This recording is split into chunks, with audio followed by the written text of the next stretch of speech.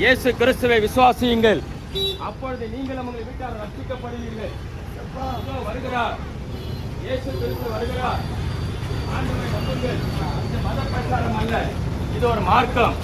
2000 ஆண்டுகளுக்கு முன்பாக வந்த இயேசு கடவுள் மனிதனாக வந்தார்.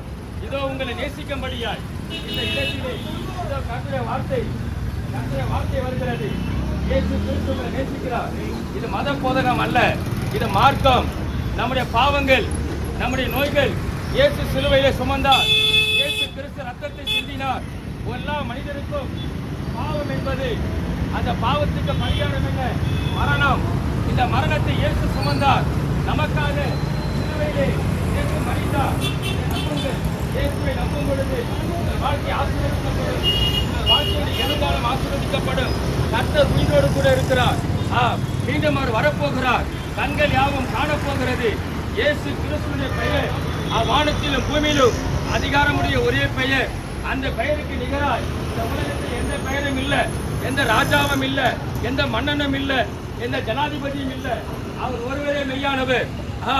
அவர் மீண்டும் வரப்போகிறார். அந்த வருகைக்கான அடையாளங்கள் இந்த சுவிசேஷம் பிரசங்கிக்கப்படுகிறது.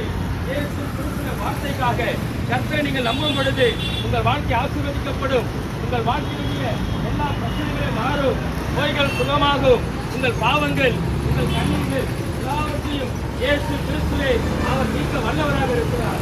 அவரே மெய்யான தெய்வம்.